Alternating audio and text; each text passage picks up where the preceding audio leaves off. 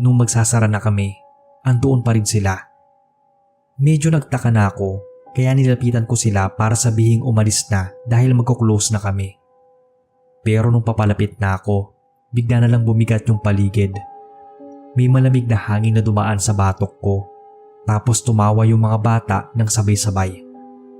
Hindi siya yung normal na tawa yung parabang nangaasar na nananakot. Natigilan ako saglit kasi medyo kinilabutan na ako sa tawa nila. Tapos, nung nilapitan ko ulit sila para itaboy na, bigla silang nawala na parang bula. As in, naglaho sila sa harap ko. Lumingon pa ako sa paligid para kumpirmahin na baka nagtakbuhan lang sila palabas. Pero wala talaga. Kahit sa labas, wala akong makita. Ang tagal ko tuloy napatayo doon sa kanapatulala kasi nga hindi ko alam kung paano ipoproseso yung nakita ko. Nahimasmasan lang ako nung sinatan ako ng manager na tapusin ko na yung paglilinis. Kaya pinilit ko na lang iwaksi sa utak ko yung nangyari. Kinabukasan, kinausap ko yung mga katrabaho ko tungkol sa nakita ko. Ang sabi nila, may urban legend daw dun sa branch namin na minsan may mga bata na nagpapakita sa loob lalo na paggabi at malapit ng magsara. Pero minsanan lang yun. Marami na raw ang nakakita ng mga bata na hindi mo alam kung saan nanggaling. May dalawa doon sa katrabaho ko yung nagsabi na nakita din daw nila pero saglit lang. Tapos hindi na nila nakita ulit. Wala raw nakakaalam kung saan nanggaling yung mga bata at bakit nandoon. Iba-iba yung kwento pero hindi nila alam ang totoo. Pampaswerte naman daw yun sa branch kaya pinapabayaan na lang nung may-ari. Sabi pa nila, wag ko na lang daw masyadong intindihin dahil hindi naman sila nananakit. Basta wag ko lang aasarin o gagalitin. Akala ko nga nung una, pinagtitripan lang ako ng mga kasamahan ko doon dahil bago lang ako. Pero yung mga titig nila mukhang seryoso. Parang totoo yung mga kwento nila. Kaya simula nun, medyo naging praning na ako tuwing gabi lalo na kung ako yung in charge sa paglilinis. Hindi ko naman na nakita yung mga bata ng ilang araw. Mas nag-focus ako sa pagtatrabaho kahit na medyo bumigat talaga yung pakiramdam ko simula nung makita ko yung mga bata. Palagi rin masakit yung katawan ko. Pero syempre, kailangan kumayod. Hanggang sa natoka ako sa drive-thru. Okay lang din naman sa akin doon. Pero doon ko pala madidiscover na hindi talaga ako tinitigilan ng mga bata. Unang gabi ko sa drive-thru, kalmado lang naman kasi medyo madalang lang yung dumadating na kotse. Hanggang sa may isang customer na tumigil. Nagabot ako ng order tapos biglang tinanong ako ng driver kung okay lang ba ako. Napatigil ako saglit. Ramdam kong may mali pero pinilit kong ngumiti kasi baka mukha lang akong pagod at nag-alala yung customer. Kaya sinabi kong ayos lang ako. Pero natigilan ako nung tinanong niya kung pwede lang bang may bata sa loob. Hindi ako agad nakapagsalita kasi parang nagtayuan yung mga balahibo ko sa batok. Kabado kong tinanong pabalik yung customer kung bakit niya naitanong. Tiningnan ko pa yung paligid ng booth. Wala naman akong kasama. Tapos, sabi ng customer habang tinuturo yung likod ko, "Yung bata kasi, nakasakay sa likod mo." Halos malaglag yung pangako sa sahig dahil sa sinabi ng customer. Saka ko naramdaman na parang may mabigat na kung ano sa balikat ko. Unti-unti ko ring naramdaman yung lamig sa katawan, saka yung hirap kong paglingon.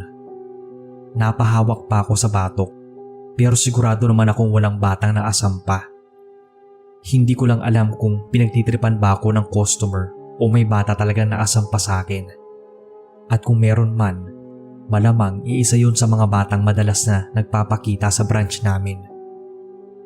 Hindi ko na kinaya, kaya nagmadali na akong iabot yung order at resibo sa customer. Nanginginig pa nga yung kamay ko habang nakasmile ng pilit. Pagkaalis ng driver, halos mangiyak-ngiyak ako sa takot. Pero dahil naka-duty ako at hindi pwedeng iwan yung trabaho, buong gabi ko na lang pinilit na maging maayos. May ibang customers naman na normal yung tingin sa akin Pero may iba na kakaiba yung tingin tapos umaalis agad na parang kahit sila natatakot. Kinabukasan nun, iniyak ko sa manager ang lahat. Bata pa kasi talaga ako nun. Hindi naman niya ako hinusgahan kasi kahit siya noon ay takot din, pero tinatagan na lang niya yung loob niya. Kaya sa kusina na lang niya ako lagi nilalagay para may mga kasama ako. Nagtagal din ako ng 1 taon doon sa McDo branch. Pero ngayon, ni isang beses talaga ay hindi ko na yun binalikan pa. Iba pa rin talaga kapag ikaw mismo yung nakaranas ng katatakutan kumpara sa kapag naririnig mo lang ang kwento. Madalas sa aming mga nagtatrabaho sa fast food at customer service ay talagang nakakaranas ng terror dahil sa sama ng ugali ng ibang mga customers. Pero ako mismo, hindi ko alam na makaka-experience pala talaga ng totoong katatakutan habang nagtatrabaho. Ako nga po pala si JJ, nakatira at nagtatrabaho dito sa Quezon City bilang isang crew sa McDo. Hindi ko na lang po sasabihin kung anong branch. Bukod sa mga salbaheng customers, ito ang isa sa pinaka-nakakatakot na nangyari sa akin sa trabaho. Mga bandang 12:00 siguro yon ng hating gabi. Mangilan-ngilan na lang ang customers pero tuloy pa rin yung trabaho. Andoon ako sa cafe banda. Nag-aayos lang saka nag-aantay na maglilinis ng table. Napansin ko yung lalaking bumili ng kape saka isang slice ng cake. Parang nakakahawa kasi yung energy niya sa sobrang baba. Halos di nga siya marinig nung katrabaho kong cashier kasi sobrang lamya ng boses. Halatang may pinagdadaanan si kuya. Pero syempre, dahil hindi ko naman buhay yon at problema, pinabayaan ko lang. Nag-focus ako sa trabaho. Makalipas ang ilang minuto, napansin kong andoon pa rin siya. Hindi gumagalaw. Ang tagal niya nga doon, pero hindi man lang niya hinahawakan yung slice ng cake na in-order niya. Yung kape, parang iniinom lang niya ng dahan-dahan. Pero hindi ko makita kung naubos na ba o hindi pa. Nakakapanibago kasi madalas mga nagmamadali yung mga tao dito. Pero itong lalaki, parang ang layo ng iniisip. Baka nagmumuni-muni kasi madaling araw na. Hindi ko nga alam kung bakit ba ako tingin ng tingin sa kanya kahit may iba namang customers. Di naman ako madalas mangialam sa ibang tao, pero may kakaiba kasi sa kanya. Napatitig pa nga ako sa kanya ng ilang minuto, tapos bigla na lang akong tinanong ng katrabaho ko kung bakit daw ako tulala. Di pa ako nakakasagot nang bigla na lang akong nilapitan ng manager. Pinagalitan niya na lang ako bigla kasi kanina pa raw niya ako nakikitang tulala. Imbis na linisin na lang yung table na tinitingnan ko. Nagtaka naman ako kasi syempre andoon pa yung lalaki. Iba't ko naman lilinisin agad. Kaya sinagot ko na lang yung manager na iniintay ko lang umalis yung lalaki. Napasa po na lang siya sa noo nang sinabing kanina pa raw umalis yung customer doon. Hindi nga raw niya alam kung bakit kanina pa ako nakatitig doon sa table. Tumawa din yung isang kasama ko. Kasi napansin nga daw niya na kanina pa umalis yung lalaki tapos nakatitig lang ako sa lamesa. Baka daw crush ko yung lalaki o kakilala ko. Sasagot pa sana ako nang nilingon ko yung table. Nagulat ako kasi wala nang tao doon. Niwala pang ilang minuto nung nakatingin ako sa kanya tapos bigla na lang siyang nawala. Malayo din siya sa pintuan palabas. Kaya kahit na tumayo siya nung kinakausap ako ng manager ko, dapat makikita ko pa rin siya naglalakad. Parang may bumagsak na malamig na hangin sa likod ko. Alam ko kung ano yung nakita ko at hindi yun imagination lang. Sigurado kasi akong kanina lang andoon pa siya, nakatanaw at malayo ang tingin. Ang hindi ko lang maintindihan paanong bigla na lang siyang nawala. Hindi ko alam noon kung anong mararamdaman. Kinilabutan ako. Inisip ko kung paano nangyari yon o kung ganun ba ako kapagod. Pero hindi talaga Hindi yun basta guni-guni lang. Ramdam ko kasi na andoon siya. Sakto naman na pumasok yung isang katrabaho namin. Bagong shift lang.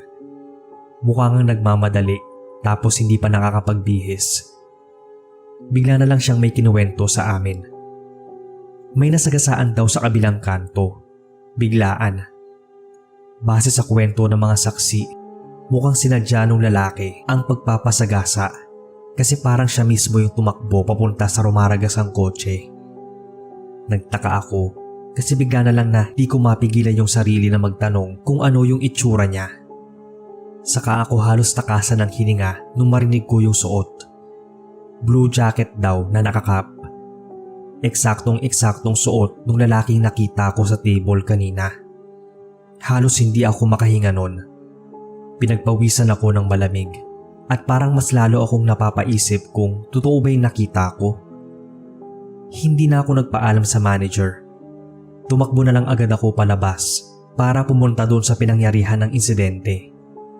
Sakto naman na pagdating ko, kakalagay lang sa kanya sa stretcher tapos tatalupan pa lang ng kumot.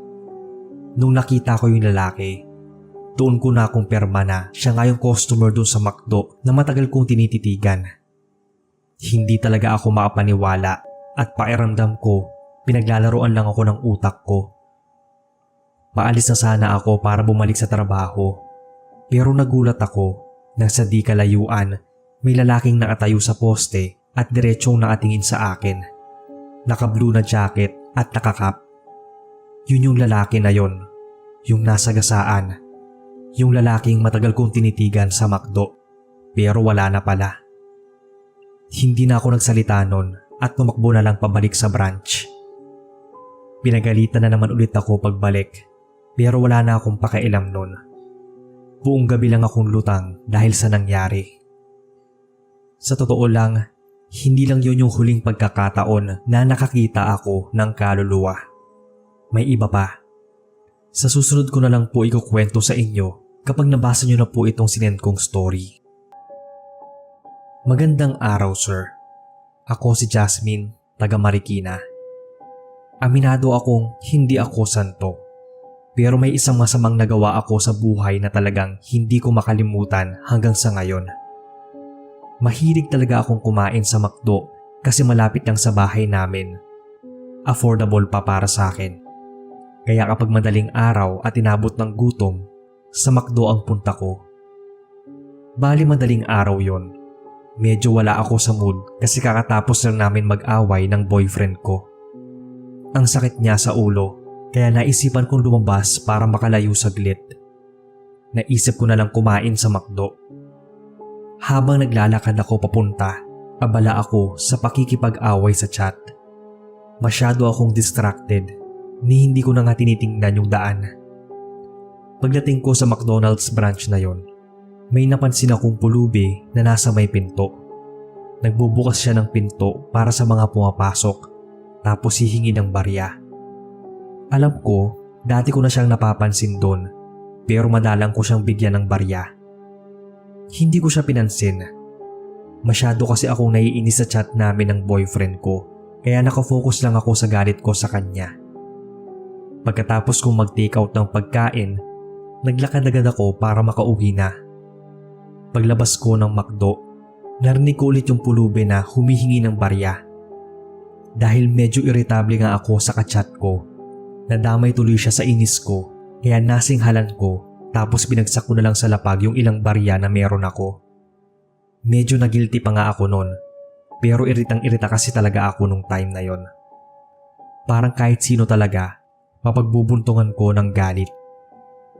Ilang araw ako nun na hindi lumabas ng bahay kasi talagang nalungkot ako sa away namin ng BF ko. Ang kaso, noong ikatlong araw, nakaramdam ako ng unti-unting kakaiba. Nung una, akala ko nga wala lang. Hindi ko masyadong iniisip. Hanggang sa nagiging malinaw na siya. Parang may nangyayaring kakaiba. Nagsimula yon nung bigla na lang akong makaamoy ng mabaho. Yung parang amoy madungis na hindi naligo ng ilang araw. Tapos namawis. Parang amoy pulubi. Ang weird lang kasi parang biglang dumaan yung amoy sa paligid. Tapos mawawala rin agad. Pero kahit sandali lang yun, ramdam ko yung bigat at alinsangan ng amoy. Parang may dumaang hindi ko nakita. Nagtodo linis pa nga ako ng kwarto ko noon, pati sa labas ng kwarto para malaman kung saan nanggagaling yung amoy. pero wala naman ako nakitang nabubulok na kung ano. Nagsabi na rin ako kay mama, pero nung pumasok siya sa kwarto, wala naman daw siyang naaamoy. Wala rin naman daw sa ibang parte ng bahay, kaya naman baka guni-guni ko lang. Dahil wala rin naman akong ebidensya, pinabayaan ko na lang. Ang sabi ko, titiisin ko na lang kung may maamoy ako.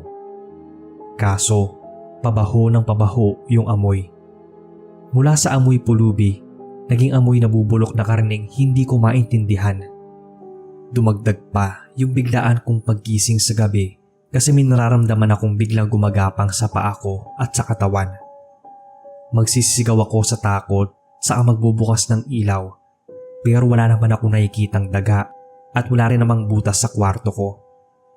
Sinubukan kong matulog muna sa kwarto ni mama, pero kahit talaga doon, nararamdaman ko. Nakakadiri kasi ramdam ko yung mga paa ng daga pati na yung buntot niya. Ang nakakatakot kasi wala naman akong nakikitang daga ni isang beses sa bahay namin. Kahit pakatabi ko si mama, wala rin siyang nararamdaman na gumagapang sa kanya. Kahit na ako, ramdam na ramdam ko.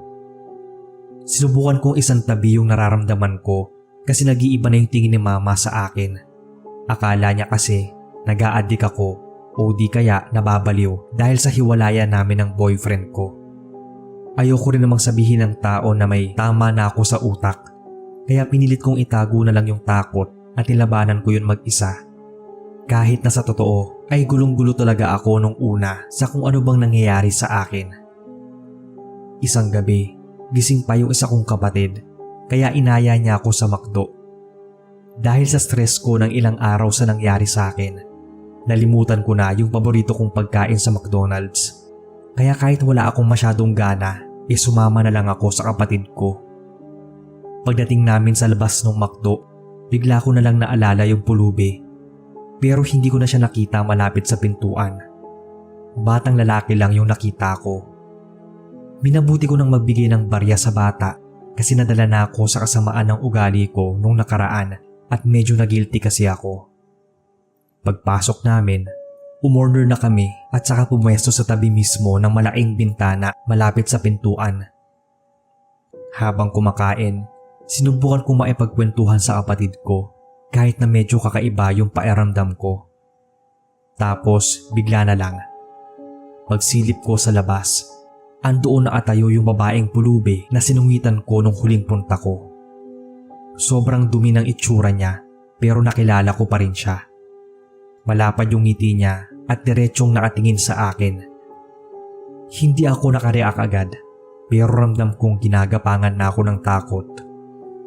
Hindi ko alam kung natatakot ba ako kasi baka paglabas ko, inaabangan niya pala ako para saktan dahil sa ginawa ko sa kanya o baka dahil sa ibang dahilan na hindi ko alam kung ano. Nung natapos na kaming kumain ng kapatid ko, nag-aya na siyang umuwi. Pagtingin ko sa pintuan, bigla na lang nawala yung babaeng pulubi. Kinabahan ako lalo, kaya napakapit ako na mahigpit sa kapatid ko. Paglabas namin, nakita kong andoon pa rin yung bata na nagbubukas sara ng pinto. Tinanong ko siya kung nasaan yung babaeng pulubi na andoon kanina. Yung naka-brown yung damit at kulot ang buhok. Kita kong nagtaka yung itsura ng bata at saka tumawa. Niloloko ko naman daw ata siya. Ako naman yung nagtaka sa sagot niya, kaya tinanong ko siya kung bakit niya naman nasabi yon. Sa kanya kinwento, 1 linggo na raw mula nung pumanaw si Aling Marsing. Yun daw yung pangalan ng babaeng pulubi.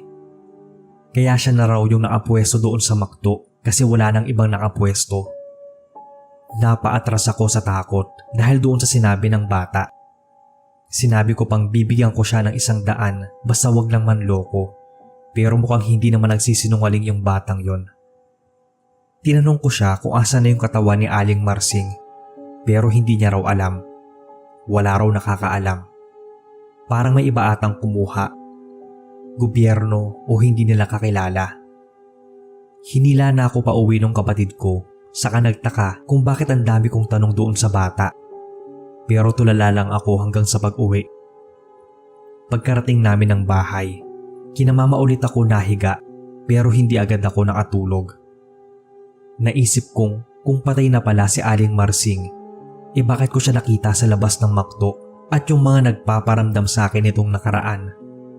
Posible kayang siya ang may gawa nun, na baka kaya ako nakakaamoy ng kung anong mabaho dahil pinaparamdam niya na sinundan niya ako at masama ang loob niya sa akin? Napadasal na lang ako sa takot. Hindi ko rin makwento kay mama yung mga pinagdaanan ko kasi nga baka hindi rin siya maniwala. Umiyak na lang ako ng tahimik hanggang sa makatulog na. Pero bigla na lang akong nagising sa tunog ng kalansing na narinig ko. Tunog ng barya na inaalog sa loob ng lata. Pagdilat ko, sa dulo ng kama, kitang-kita ko si Aling Marsing na nakatayo at malapat ang ngiti habang inaalog yung hawak niyang lata na may barya sa loob. Hindi ako makahinga at makasigaw. Hindi rin ako makagalaw. Napasigaw na lang ako noon nung bigla niyang hinagis sa akin yung barya na nasa lata, pero wala akong naramdaman. Nagising noon si mama, saka niyakap ako dahil sobrang nanginginig daw ako sa takot. Sigaw lang ako ng sigaw na humihingi ng tawad sa kanya. Hindi ko alam kung gaano ako katagal na ganun. Sa kabutihang palad naman, yun na rin yung huling pagpaparamdam niya sa akin. Hindi ko alam kung gusto niya lang ba akong takutin o turuan ng leksyon, pero habang buhay kong daladala yung nangyari. Pinacheck ako ni mama sa isang psychiatrist. Hanggang sa ngayon, naggagamot pa rin ako. Kung totoo man na minulto ako ni Aling Marsing o dahil lang sa pinaglalaroan ako ng utak ko, hindi ko rin talaga sigurado. Hindi ko na rin kayang kumain sa McDo na malapit sa amin. O kaya kinakabahan na ako kahit may nakikita akong pulubi. Hanggang nga sa ngayon, takot pa rin ako. Ang weird nga lang kasi isa sa pampakalma ko ay yung makinig ng mga true horror stories tulad ng sa channel nyo. Kaya sana ay mabasa ninyo itong story ko at ma-narrate din. Siguro sa ganoong paraan, maibsan ng kaunti yung nararamdaman ko. Salamat po, sir. Magandang gabi sa lahat. Ako po pala si Elise from Pampanga. Silent listener ng channel nyo. Gusto ko lang i-share itong kwento ko. Mahilig talaga akong kumain mag-isa sa labas kahit pa madaling araw na. Hindi naman ako natatakot dati. Pero may isang nangyari sa akin sa McDo na naging dahilan kung bakit nag-o-order na lang ako kapag nagugutom at hindi na lumalabas ng gabi. O kaya nag-order na lang via online. Normal lang yung gabing yon, October last year. Wala akong kaalam-alam na may kakaibang mangyayari. Umorder ako ng paborito kong meal. Nuggets at fries, tapos Coke. Naupo na ako malapit sa bintana. Hindi pa ganoon kabisi ang McDo. Ako lang yata ang customer that time. Tahimik ang paligid. Maririnig mo lang yung mahina at malamig na tunog ng aircon. Tapos panay phone lang din ako habang kumakain. Wala namang kakaiba. Parang tipikal na gabi ko lang sa McDo. Tapos bigla ko na lang napansin na parang may presensyang nakatingin sa akin. Nung lumingon ako, napansin ko yung matandang lalaki, hindi kalayuan sa akin, diretsong nakatingin sa kinauupuan ko. Nakaputing sando yung matanda. Nung tumingin ako sa mga katabi kong upuan, wala naman ako nakitang ibang tao, kaya malamang sa akin siya nakatingin kasi diretso talaga yung mga mata niya sa akin. Medyo kinabahan ako, pero ayoko namang husgahan agad yung matanda kasi nga lolo na. Baka malabo yung mga mata at talagang napatingin lang, kaya binaliwala ko. Baka din kasi nag-aabang lang siya ng kasama o may hinihintay. Pero habang tumatagal, hindi talaga siya gumagalaw. Wala siyang ginagawa kundi tumitig sa akin. Tapos napansin ko, hindi siya kumakain. Wala man lang siyang in-order. Ayoko namang umalis na hindi pa nauubos yung pagkain, kaya pilit ko na lang binaliwala saka bumalik sa pagsa-cellphone. Pero talagang ramdam ko yung tagos sa buto yung tingin niya sa akin. Pairamdam ko nga yung mukha niya dire-diretsong malapit na sa mukha ko. Kaya natakot na rin akong lumingon. Feeling ko rin na kapag lumingon ako, makikita ko na lang siya sa harap ko. Nakatayo o nakatapat yung mukha niya sa akin. Nag-chat na ako noon sa friend ko para ikwento yung tungkol sa matandang lalaki. Napapaisip na rin ako na baka manyak siya o magnanakaw. Tapos, sinitsyempohan niya lang akong lumabas na mag-isa lalo't gabi na. Ang dami ko nang naiisip nun. Biglang naputol yung pag-iisip ko nang may pumasok na matandang babae. Kasama niya yung apo na maliit pa. Umupo sila malapit sa akin. Habang nag-iisip ako ng kung ano-ano, bigla akong nilapitan ng matandang babae. Kita ko sa kanyang marami siyang mga kwintas, mga alahas at kung ano. Pagtingin ko sa kanya, medyo natakot pa ako. Pero mukha naman siyang mabait at mahinahon. Hinawakan niya bigla yung kamay ko kaya nagulat ako. Ang sabi niya sa akin, magmadali daw akong umuwi. Magdasal daw ako habang naglalakad at huwag lilingon. Hindi agad ako nakasagot kasi mas lalo lang akong kinabahan sa mga sinabi niya. Parang naramdaman kong nangangalay yung mga labi ko pero sinubukan ko pa rin magsalita at tanungin siya kung bakit. Tinitigan niya lang ako ng diretso sa mata. Saka sinabing may kaluluwa raw na interesado sa akin. Lalaki raw ito at mukhang kanina pa ako tinitingnan. Napalunok ako, saka ko naramdaman yung panginig ng kamay ko dahil sa takot. Dahan-dahan akong lumingon pabalik doon sa mesa ng matandang lalaki. Pero wala na siya, na parang walang iniwang bakas na nandoon siya. Doon na ako sobrang kinilabutan. Tumayo agad ako at iniwan ko na yung natitirang pagkain. Hindi ko na kinaya. Gusto ko nang umalis doon sa lugar dahil nawiwirdohan na ako. Sinunod ko naman yung sinabi ng matandang babae. Habang naglalakad ako palabas, dasal ako ng dasal sa isipan. Wala akong ibang inisip kundi makauwi agad. Pinara ko yung dumaang tricycle at sumakay na. Nagdasal ako na sana ligtas makauwi. Pagsakay ko ng tricycle, akala ko okay na. Pero habang nasa loob, hindi ko mapigilan ang sarili. Tiningnan ko yung labas. Nakita ko ulit yung matandang lalaki. Naatayo sa tapat ng McDo. Naatingin pa rin sa akin. Tapos bigla siyang ngumiti. Kaya mas lalo akong kinilabutan.